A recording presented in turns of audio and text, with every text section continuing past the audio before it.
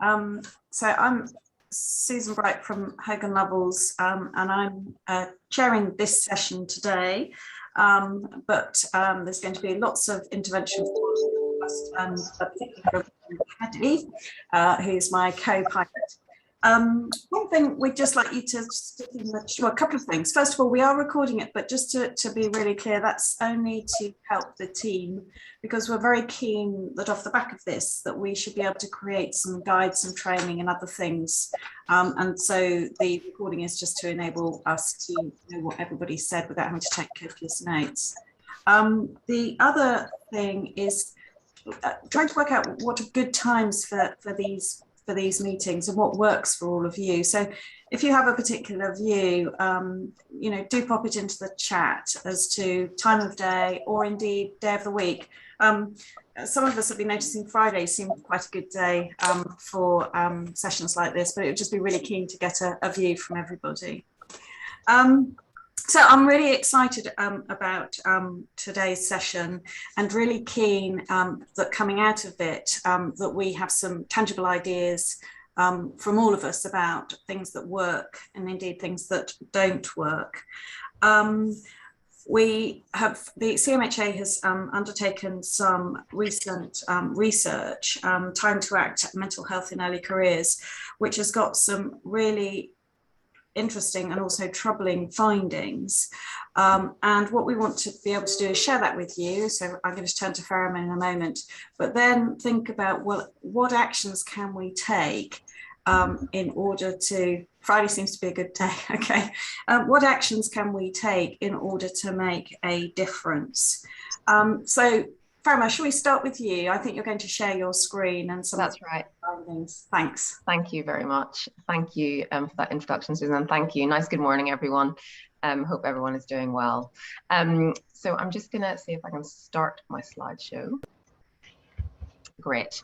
So yes, as Susan said, we conducted some research in partnership with Bupa.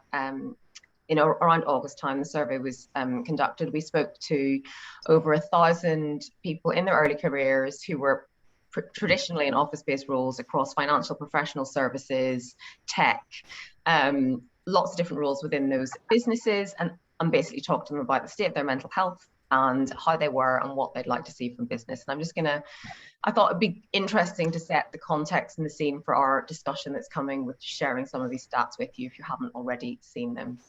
So what is the state of the mental health of people in early careers and our younger colleagues? So 72% have said that they've experienced mental health in the last 12 months. I will say that builds on research that we did pre-pandemic, where 76% of young job seekers said that they'd experienced poor mental health. So clearly, and the research bears it out, the pandemic has had an impact, but this is a persistent and ongoing challenge that we need to address. And if I do just break down that 72% into a bit more detail, I think it was nearly half experienced consistent and persistent low mood. Over 1 in 5 had experienced an eating disorder. Devastatingly, 17% of the people that we surveyed said that they had experienced suicidal thoughts in the last 12 months, and 2% of respondents said that they had attempted suicide. So this is an urgent challenge which we need to address. And just for context, 32% have an official diagnosis of a mental health condition. Sorry, one thing I didn't mention is the age range of these people is 20 to 25. Moving on to the impact on their career, clearly the human cost of those stats I've just talked about are immeasurable. But to put it and anchor it in the workplace, 28% said that they took leave because of poor mental health in the last 12 months. And 17% that they needed to take leave, but didn't. So suggesting a situation of presenteeism where people didn't feel up to being there, but they were. And it's holding them back from reaching their potential. Kind of, if we look back at what this is doing to, when people come into the business, we've hired them for their potential, but 20% said that poor mental health had impacted their ability to do their job well and concentrate at work all the time or often. A further 41% said that this impacted them sometimes. And what impacts mental health First, we looked at it from a work point of view. And look, work, as we know, and as the CMHA absolutely believe, can keep your mental health well, and it's good for you. 3/4 says sense of a purpose and achievement for work was good for their mental health, and the majority also appreciated the sense of community that being part of a workforce will bring. Half said their employer supported their mental health during the pandemic. So when they were struggling, they felt that they'd been held and supported by their employer, which is great. And it was just under half, actually. There's lots to build on, but it's great to see that that is happening. Work is obvious on the other side of the coin is a contributor to poor mental health, and it's identified as such. One thing that came through all the different questions we asked, and this is just a snapshot, was the importance of the line manager in supporting people in their early careers. Nearly 1 in 5 said that the line manager prioritized delivery of their work at the expense of their well-being, always or often. There's still mental health stigma at work in this cohort. This came through. We also held focus groups to just deep dive further, and 43% said that trying to conceal poor mental health from their employer made it worse. There's also a real feeling that when a senior leader at the top of an organization says it's okay to talk about your mental health, the young people feel, well, you would say that you're in a position of security. And look, I think that that's maybe just from their vantage point, it's clearly difficult for a senior leader to talk about their mental health, but they feel that they are at the very start of their career not in a position to do so. And nearly 1/3 noted lack of well-being support from their line manager as not helping.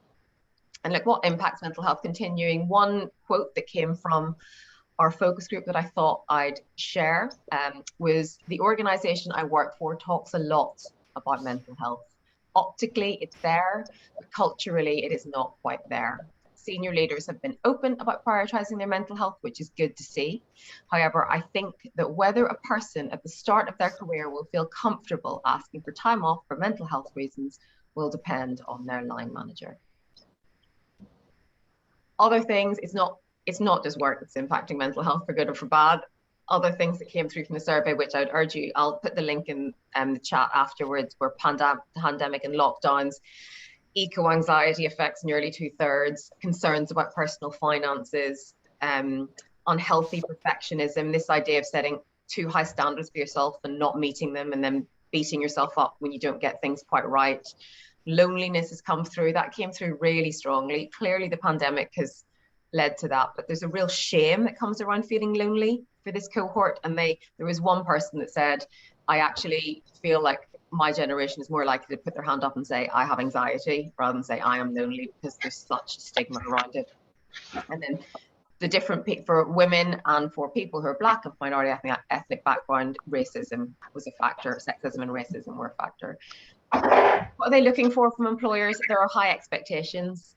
9 in 10 believe that employers have a responsibility to support the mental health and well-being of their people. 47% said that one of the most important things they would look for in a future employer is whether it would prioritize their mental health. So, you know, this is something that they're looking for and expect. And 66% said that they're more likely to stay with an employer if it's supported their mental health. So, look, businesses have a responsibility clearly to their people, but this is also business critical. This generation is very eloquent. When we ran the focus groups, their self-awareness and eloquence in talking about this just really demonstrated how clearly they understand and talking about mental health and how mental health literate they are. And so what are they looking for from employers? Again, this is a snapshot, but a few of the things are having a supportive and approachable line manager is key. And that came through very strongly. They would like stigma to be challenged. They're more likely to access support if there was reassurance it would not impact their career. That is a persistent concern for them, that they can't put their hand up at work. So they want work to help them, but they're scared to access the support. They'd like training themselves to increase their own confidence and skills in managing their own mental health in the context of the workplace. Burnout was a particular problem that came through in our research, and 55% said they'd like rest and recovery breaks between busy times at work. And I really want to emphasize that when I spoke to people through the focus groups, people like working hard, they like being challenged, they all want to get to the next level, but there was a feeling of just there being not sometimes for some people there being no gap between works, which was their resilience was dwindling.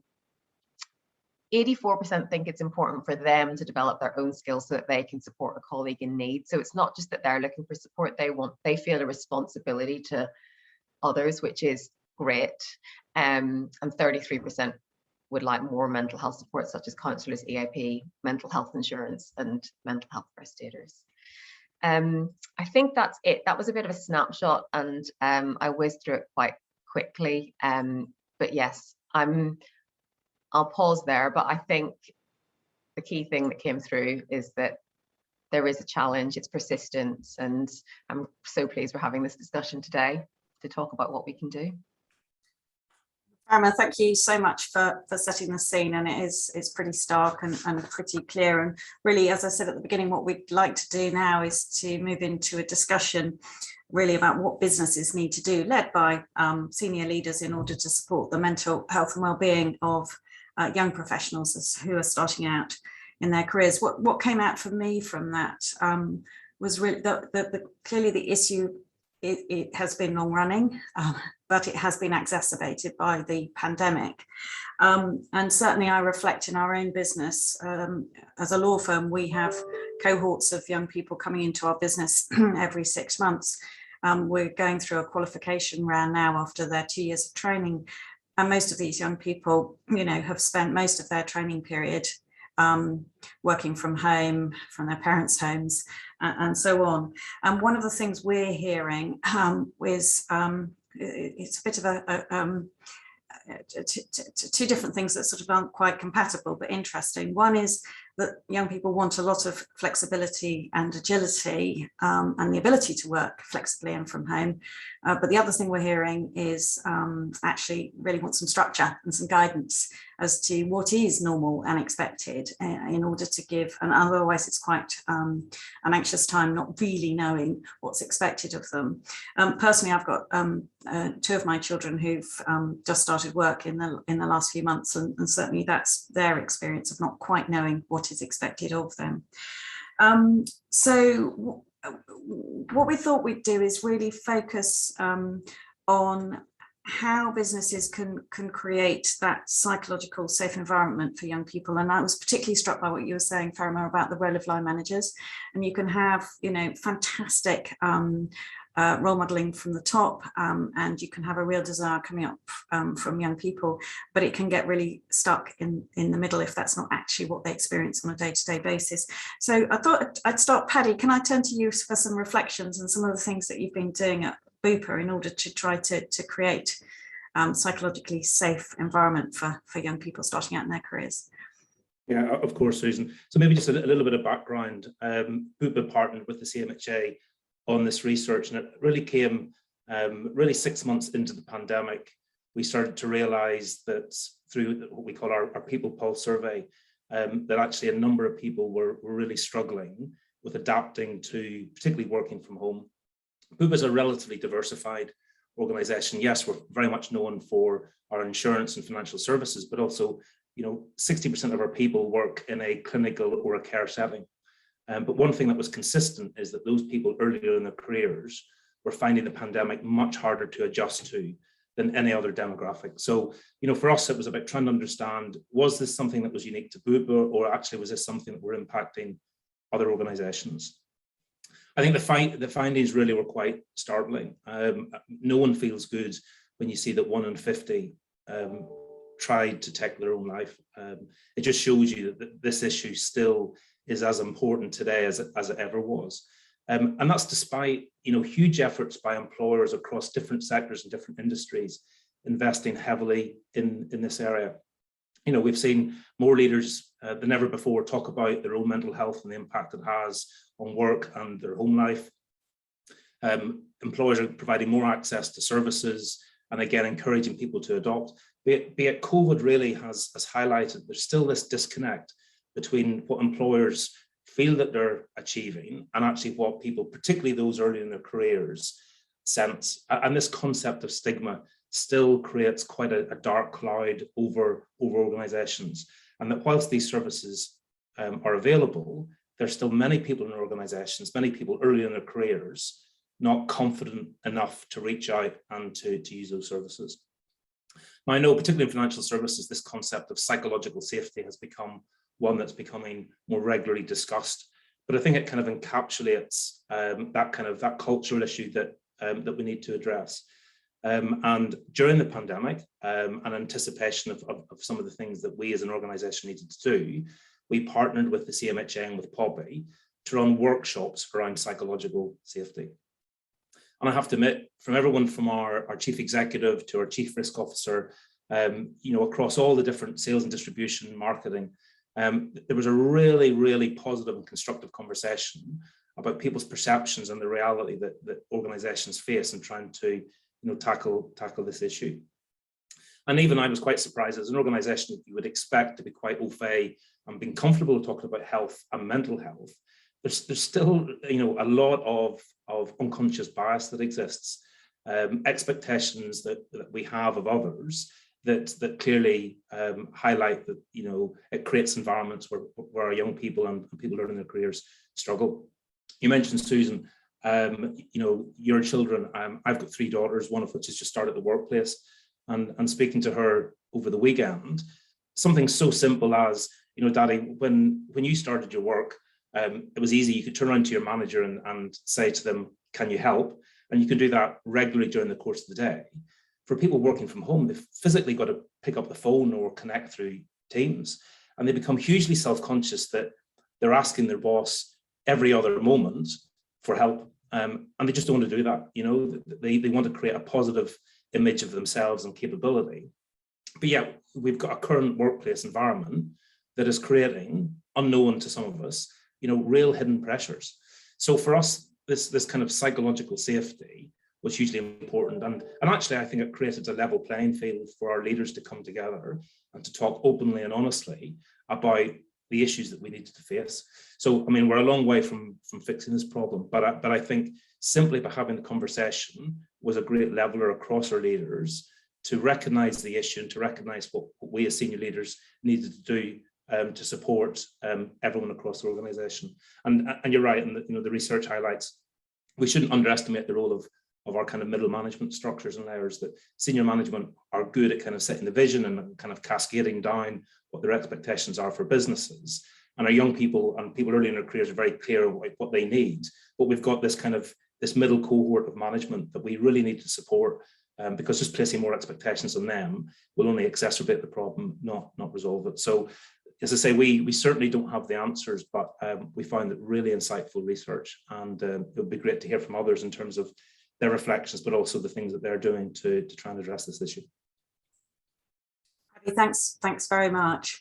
I wonder if we think about this role of middle managers, line managers for a moment. It would be really interesting to hear from people, how are people going about supporting middle managers in order to be able to have these conversations and to create a culture where it's okay for young people to seek support and seek help.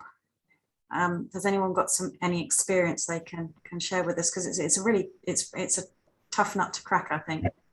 Nick, I can take a couple of things out. I mean, it's one of the things people talk about senior buy-in. The senior people are good at getting up and talking, saying they believe in it. The question is whether the audience believes that they believe in it. And a couple of things that have been done which aren't new, which you just copy and try and do slightly better. And one of the things we've copied, which is the levels counselling. So thank you very much, having the in-house counsellors. We've copied that. We have them 3 days a week in the building. Made a massive difference. The other thing we copied, but it evolved, was the old "This Is Me" kind of film. And I saw one from the accountants, which was excellent. Had 3,500 viewings, very successful. So, but it was all senior managers. So what we did was I got the then new senior partner, which is 5 years ago, was Charlie, and said, look, you tell me you believe in health and well-being. You've got the first time you speak at a global partners conference is in 6 months' time. You've got the 2 o'clock till 2:45 slot, and the coffee breaks at 3:30. So the one slot on the conference where everyone's going to be there but daren't leave is the one after you've spoken. So I'd like to have that slot. And what I did is I went around all the most successful partners that I knew who had mental health issues, full breakdown, cancer, bereavement, kind of depression, all of them. And we had a 7-minute, 40-second film, This Is Me, filmed by those people. And I've seen it so many times that I didn't watch the film, I just watched the audience. And when you watch the audience, they're all there on the Blackberries, because Blackberries were still around then, and iPhones, and they're writing notes and doing work, and often not listening because it's a partner conference. And by the end of the 7-minute, 40 seconds, there wasn't a single person on a phone or a Blackberry that wasn't looking, listening, and they all stood up, and it was a spontaneous round of applause. But the big thing about it was senior people showing vulnerability, and off the back of that, the Asian partners did their own version. Again, whole range of different. And off the back of that, it was the American partners did their version, and that kind of opened it up to say, look, we're not just senior, and we're telling you young people what you should do. It's like, actually, we had things like our management structure is senior partner, managing partner, 3 divisional heads. You have a divisional head up there going, this is what happened to me.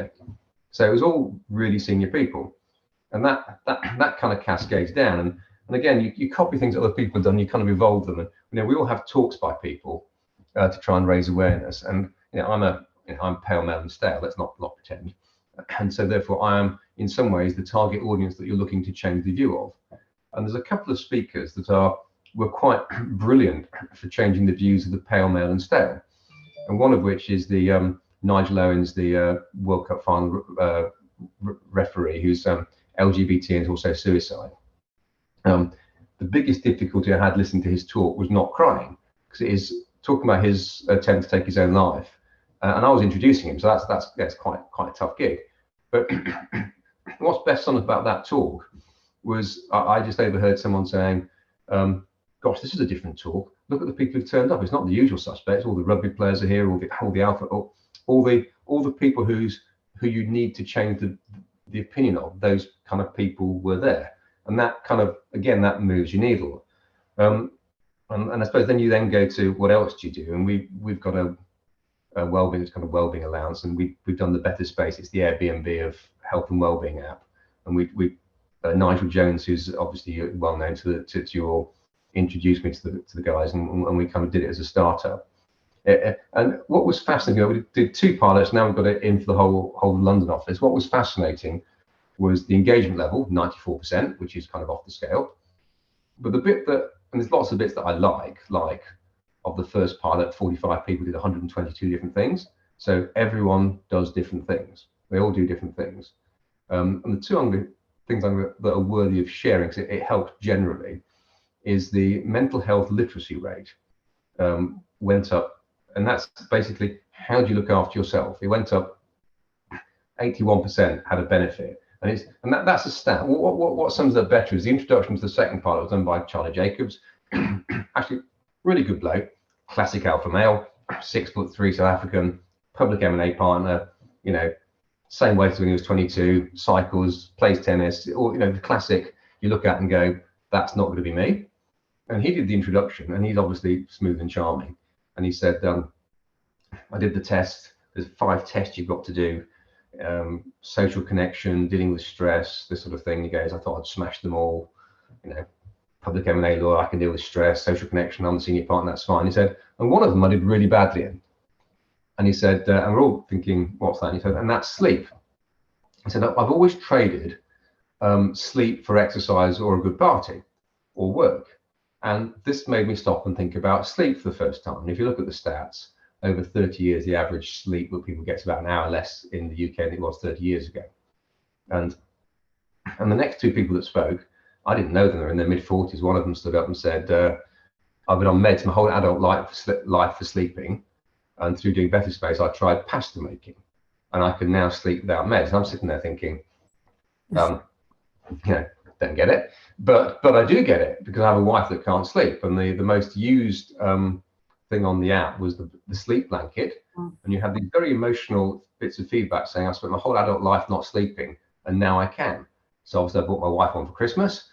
She used it for one night, said it was useless. So, but that again emphasized that for everyone, it's kind of all different. Yeah. And what we're looking to do is to get people to manage themselves. And then The corporate practice, like all corporate practices, don't trust feedback from anybody else. So they did their own feedback. And again, the bit that I'll pick up on, which was fascinating, was someone saying, we're doing a big public M&A deal. I was in a senior person's office, and I couldn't believe the conversation that was going on.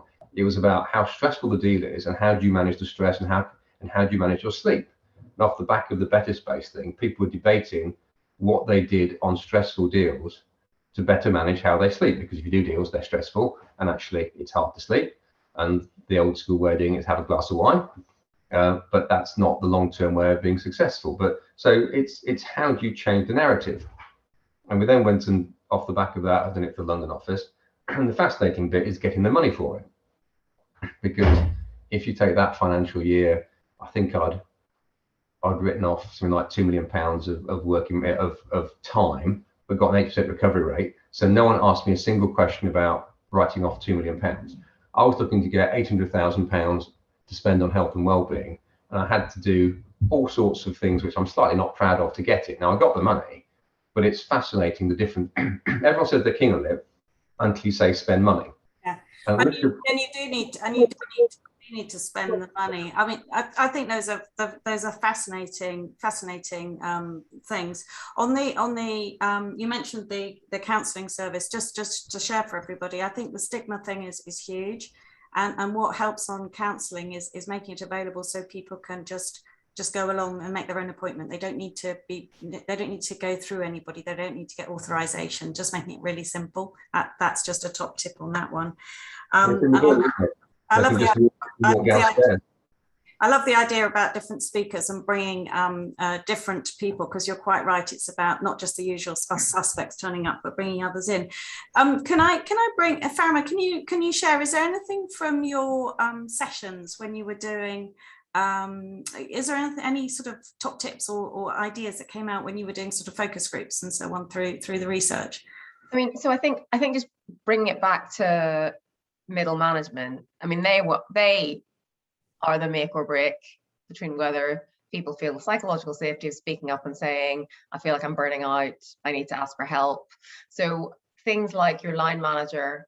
So I think Nick makes an excellent point. Senior leadership, showing vulnerability, talking about things is essential, but they also need to see line managers signposting support, line managers sharing their vulnerability, line managers understanding, line managers. But I also absolutely recognize, and this is another thing that would be good to talk about, that line managers, we also spoke to line managers, and look, it's not like they've had a brilliant 18 months. You know, they've really struggled to then come back onto them and say, listen, you've got to do this as well as a lot. So I know it's not, and young people recognize it as well, but there's just even little things like the signposting coming from them as well. So not just senior leaders in HR, but them, and asking, how are you? Poppy. Poppy. Hi everyone, good to see you. Just a couple of comments really. So one thing I was going to say, like listening to Nick and Paddy, is that actually Bupa went one step further with their culture. And one of the speakers, when we were running the psychological safety sessions, spoke very clearly about the benchmarking tool that they have done before and after. And I can send that information around with the email afterwards in terms of the organisation that they use, Paddy, if that's okay with you. But I think we have to get quite, like, the data around this is really important. So how do we measure culture, and how do we measure culture before and after the interventions that Nick has spoken about? And how do we make sure that that culture stays? And I think there's some really amazing tools out there now that actually does that really well. And I think we need to overlay that with the Thriving at Work assessment and the mental health assessment that CMHA do, because I think it gives a really interesting picture. The other thing I was going to say was, we were speaking to PwC yesterday, Alison and I, and they were, Sarah and Sally there were saying about cohorts. So the cohort, they've just taken in on 1,000, I think, young people into their into their graduate schemes, etc., recruited recruited 1,000 people. But what they were saying was these young people were obviously coming into the office, and their introduction to work is very different to the cohort last year. And actually the cohort last year is where they are seeing majority of the struggles, because Sally was saying something like, the introduction that you have to work and the first 6 to 8 weeks worth of work experience really does embed how we work, how we connect, and changing that seems to be a significant difference. So I'm interested in whether others are seeing that pattern, and if so, what are we doing for that cohort from last year? And again, like Paddy and Susan, I've got kids at university, and I can certainly see that the two that started last year in the middle of the pandemic are the leap that they're having to take this year to integrate, turn up at sessions and be around people. So there is a very specific pandemic related piece that we need to do with young people. And I'm just intrigued if others have noticed that in your organizations. So that, yeah, there's that particular sort of group over about 18 months or so who, as you say, Poppy, maybe need something different and special, because it's, I think there's a real sense amongst that group. Certainly I'm hearing they feel a bit left behind. Is that Panjak? Can you come in? It is Pankaj, yes. So I just want to share a thought on that, Poppy. So what we realize is and this whole discussion around middle management, we've continued to hire as a firm even through the pandemic. And what that's meant is we aren't just hiring at the lower levels, we're also hiring at the middle management level. So we've got lots of middle management that's joined without a full understanding of what's the culture in the organization, how do we integrate? So now we have new joiners who don't quite know how they fit in and what the mechanisms are. And then we've got middle management and senior management as well, who haven't quite integrated in the firm as well. And that creates a whole bunch of other challenges, right? And as we've discussed, this whole work from home thing during the pandemic has become a feeling of living at work, because the dining table is where I work, so it's difficult for me to be at home. We're trying a whole bunch of different things. I won't say we've cracked it. A couple of things that are being very successful, which I'm happy to share, is Nick, you spoke about the talks. We've taken a very different format to that. We have fireside chats, is what we call them, where we'll have a senior leader, someone from middle management, someone from one of the administrative teams, a new joiner, come in together and have a conversation on a theme. It's a conversation. You're being very vulnerable and open on the spot, and very large participation from the rest of the firm, and then we open up the floor afterwards. So that's in addition to the tone from the top. It's what's the conversation across, because even senior management used to be middle management and new joiners at some point, right? So you're having that open conversation. It's not just a luxury of senior management who are more secure.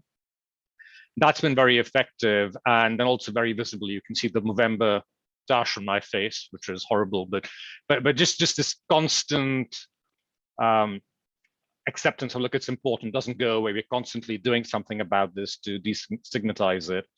And the last thing which I want to mention is just recognizing that we've got new cohorts joining who don't quite know what the norm and the culture is. We sort of take an extra effort to organize them as, here's the class of Q1 2021, Q2 2022. You're the new joiners, and by the way, here's a couple of individuals who joined 6 months prior to you, a year prior to you, who can sort of guide you through the questions you have, more as a class captain or something, who can just sort of introduce you to the firm, and then you can speak to your peers, and here's someone who's been there very recently. Those sorts of things we found to be incredibly helpful in helping people figure out their way through the organization, but also within their peers have some of these conversations, because they can see these conversations from those at different levels in the organization. No, thank you. And your point around culture, it really resonates. And thinking, you know, your cultures are created by people being together and learning together. And you know, I've been at Hogan Lovells for more than 3 decades, so that culture is embedded in me. But as you say, well, new people are joining and they don't know what the culture is, and the turnover can be quite quick. And suddenly, you've got 20%, 30% of your people that actually don't sort of know that culture, and that's really challenging.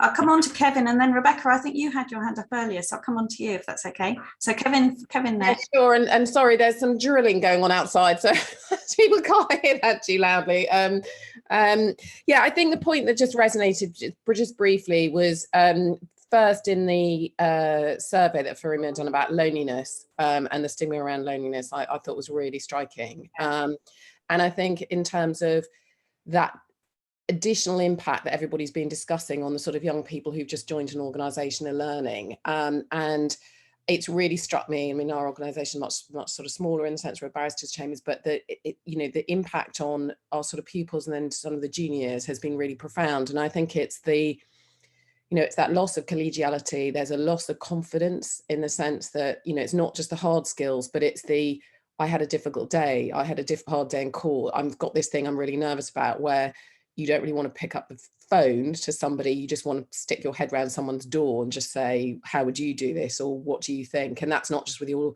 you know, we don't have the same sort of line manager structure, but it's your colleagues, it's just other people that you can bounce that off. And we sort of took the view to that actually it took me by surprise how profound that impact was. And I think that's what I'm hearing from other people, both the loss of confidence in doing the job, as well as the loss of collegiality and not understanding, being integrated into the culture, and that isolation, often where they're living on their own at home or with parents. So we did a lot more to, a bit echoing the fireside chat piece as well, to really ally people with mentors, particular sort of mentors, you know, that where they would have very regular conversations, as well as all the other sort of infrastructures. So I think that sort of direct one-on-one infrastructure support in a much more structured way than you might imagine would be necessary, because also they don't have the confidence to kind of seek out people and go, can I, you've got to almost impose the structure for people to be able to feel they can engage with it, because they're really new and they feel, you know, they don't necessarily feel they're entitled to all of that support and contact. So that it's just really reiterating that, how important I think that's been for people's well-being. I'm sorry, I'll turn myself on mute now so you don't get the awful noise. Thanks, Susan. Thanks, Rebecca. Kevin, let me come to you next. Good morning, Kevin Hogarth from KPMG. I think it's my first time joining this group. Delighted to meet you all, and great to be part of this really important conversation. A couple of things, I think, based on what we've been talking about, the conversation about middle managers. A couple of things we've done. First of all, first one, not especially innovative, but we have been doing a lot of training of our managers. We just trained 300 of our managers in how to have conversations about well-being, and more specifically about mental health issues. But I think more important than that, one of the things that we've done with our performance management conversations is to integrate a significant conversation around well-being. So actually, the recommended structure for a performance management conversation now starts with a well-being conversation around, you know, how are you? How have you been? What's it been like? You know, and hopefully our performance managers have been talking to people on a fairly regular basis, and so that they can have those conversations around. I know, a couple of months we spoke about this. How's it been since, etc., etc. And I do think actually our middle managers have done a pretty outstanding job in staying connected with their people and having more regular conversations with them, probably than they were doing when they were in the office. That are thoughtful about these sorts of issues once they're in the office and in the flow of work. Sometimes I think they kind of forget to have these discussions. Sometimes a little bit more of a formality of setting up a call on Teams or on Zoom. They think about how they're going to structure that conversation. We've been able to say, make sure you build in some time to discuss well-being. Interestingly, better support from line managers wasn't in the top 3 issues that our colleagues told us would be most important as far as how we as a firm could better support them. They were really practical things. Can we keep meetings to core working hours rather than seeing them stretch out into a longer and longer working day? workload. Like many professional services businesses, we're incredibly busy at the moment, and workload is definitely one of the things that is driving issues around anxiety and stress. And can we kind of legitimize time away from the camera? And we talked about things like camera-free Fridays and things like that. Now, we haven't mandated that; we've left that to individual teams, because we realize actually for some teams having camera-free Friday isn't actually possible. But we've been trying to talk about those things, and we've also been talking about things we call them a rainbow calendar. So trying to color code the meetings. So are these meetings that you can do while you're walking around outside, sitting outside having in your garden? It's getting harder to do that as it gets cooler, but sitting outside having a cup of tea, having the meeting, rather than having to stay in the same room at home all of the time. But interestingly, as people come back to work, it is that younger cohort that we've had the greatest difficulty in getting back into the office. We thought that they'd all flood back in, that their social life revolves around the office. They perhaps don't have as good home office working facilities as many of us enjoy, but they haven't. They've been the most difficult group to get back, and our analysis is there are two things. One is that particular patterns have been very quickly established, and so we've now got two cohorts of graduates who joined during remote working. They're also a group who probably aren't fully vaccinated, and so some will have anxieties about that, but also very practical things like they've never incurred commuting costs. They've never incurred the inconvenience of commuting into the office, and actually as they face into that, well, how much is it going to cost me to keep on going into the office every weekend? I'm going to lose an hour and a half of my day when I commute. So we've been trying to think very hard around giving them a reason to want to come in. What do we do around training? What do we do around planning meetings? What do we do around workshops? Certainly not activity where they come in and sit at their desk, but activity where they are connecting and collaborating with colleagues and being very thoughtful about that, and then using that as really the lever to try and get them to come back into the office. And that is still very much, though, I would say, work in progress. Kevin, that's just brilliant. Some really practical stuff there. Thank you. And we've also tried a bit of I'll call it bribery, which is free lunches and ways to get people together to eat and drink together. Sue, can I come to you? And we'll go Sue, and then John, and then back to Paddy, I think. Sue. Yeah, good morning, everyone. Sue Coffin from the Bank of England. I mean, lots of really good ideas here. I just want to come back to a couple of things Farron said in the research. One was the sense that people are having to prioritise delivery of work over the well-being of mental health staff. So this is the middle manager point again, but also the loneliness point. Now, we were talking about early careers people in that, but actually my experience has been quite a lot of the middle managers and the juniors, our heads of division, they're quite lonely too. They're trying to do the right thing and they don't know how to do it. So we've done lots of learning, LinkedIn learning. There's some great ideas about some of the fireside chats here. We've done lots of senior leaders talking.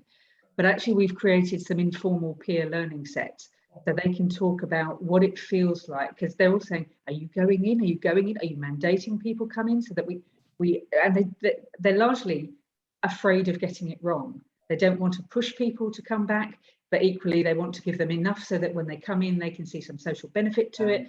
And what we found is, I have to do very little work facilitating those, because once you get them together with the theme, they just fly. And then they carry on after you've done the set. And we're trying, particularly, I think we've mentioned a couple of times, people who've been promoted into a leader role or joined the organisation during the pandemic, who don't have the natural peer group that you would normally have, actually making those connections for people so that they can think about how do you walk the floor in a virtual way to pick up the mood. To Paddy's daughter's point, how do you be there enough so that people do feel that that's an hour where they can just say, could you help? Because you can't physically turn around in the space. But I do think that that's a group that feel quite isolated and quite lonely, and still have that pressure of delivery, as well as everybody saying you've got to look after your more junior staff. So that's a group I think we're particularly worried about for those reasons. But I think that's increased anxiety in that group as well. Yeah, no, I think, Sue, I think that's a really good point. This is a group who are expected to look after everybody else, and I suppose the question is who's looking after them. John, can I bring you in? Yeah, sure. Thanks, Susan, and good morning, everyone. Just a couple of observations, basically, and a question, which is probably for Poppy. The sort of early stage of the pandemic for us, I think our middle managers pretty much across the board did rise to the challenge, and they almost sort of without being asked to do it, up to the levels of engagement with their junior staff. And it's time consuming to do that, and some of the middle managers said, well, I'm losing hours in the day kind of talking to people, but I know I've got to do it, and actually I know them better than I did when I saw them every day. So I think that worked in early lockdown, and we saw actually improved results through employee survey and engagement levels and all the rest of it. It was a positive. I suspect, and equally oddly enough, but I didn't expect this, we saw absences attributable to mental health issues go down. Now, whether that means people were signing themselves in sick and giving different reasons or not, you never quite know. But it was a counterintuitive thing, I think, to see those numbers go down.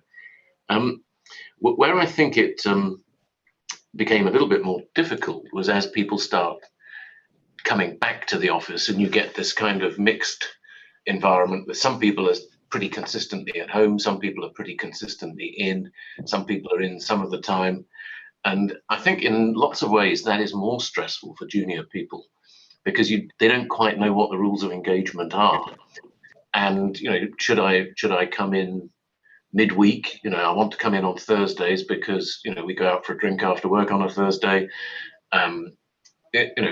How should I play it? And that I think is quite difficult. And it's also going to be, I think, difficult as we establish more formal patterns for return to the workplace, because we are undoubtedly beginning to see a little bit of a sort of them and us type thing. And you can try to have hybrid meetings, but if you've got 4 people in a room and 2 on a Zoom call connected to that room, it doesn't work perfectly, and it's very easy to ignore the 2 people who are on Zoom. So there's a sort of risk of an in crowd and an out crowd developing. I think that is probably going to increase the stress levels rather than reduce them as we go to sort of softer restrictions. So those are just a couple of observations. But the question for Poppy, I mean, we have as many mental health first aiders as we do physical, probably more mental health first aiders than physical first aiders. But I don't know if there's sort of updated guidance or anything like that from MHFA available to try to help people fulfill that mental health first aider role when they're not in the office, because that seems quite a tricky thing to get right. So it was a question, really, but I'll stop there. But great discussion so far. Thanks.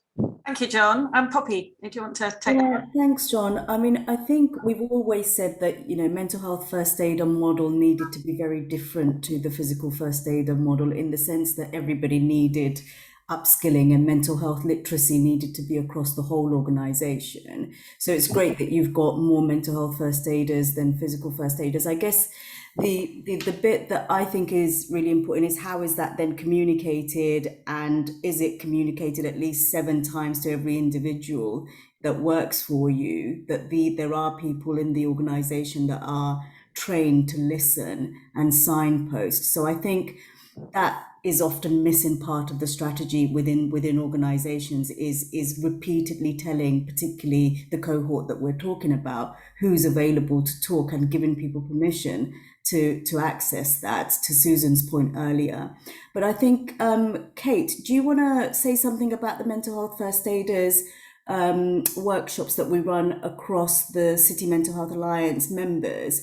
So we noted what you're saying, John, and we've run a number of sessions for the mental health first aiders across the City Mental Health Alliance members, and I think they've been hugely successful, and they've really focused in on very difficult subjects such as talking about suicide and bereavement and loss. But over to you, Kate, if you've got any other thoughts on that. And what we can do, John, is have a look at our mental health first aid guide as well and circulate that as well with this, with the after event email.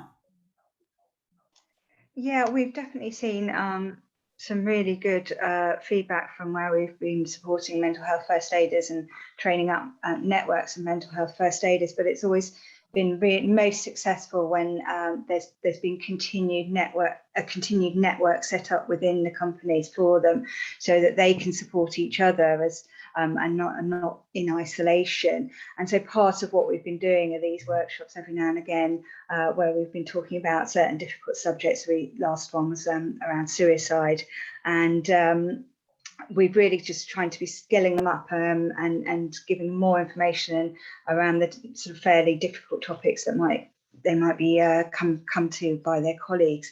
And yeah, we've seen some really fantastic feedback on those, and we are going to continue doing them into next year. So hopefully that will provide some continued support where you have got mental health first aiders within your organisation.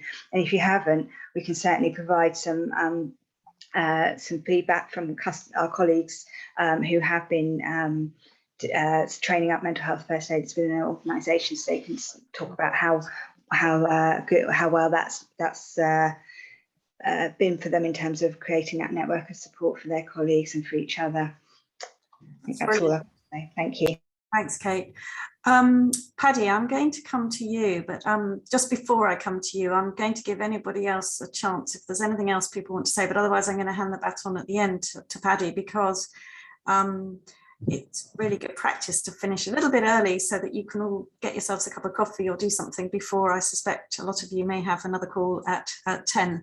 So I'm just looking around to see if anyone else. Kevin, did you want to say something else? Your hand is up, or is that still up from previously?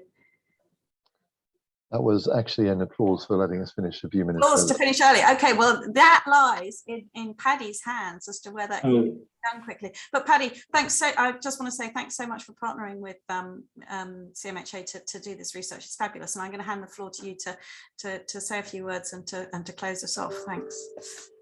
Okay, well, firstly, again, thank you everyone for joining. The one reflection that I keep coming back to, too often we talk about this new normal, and I think the reality is none of us know what the future normality will look like. We're all learning.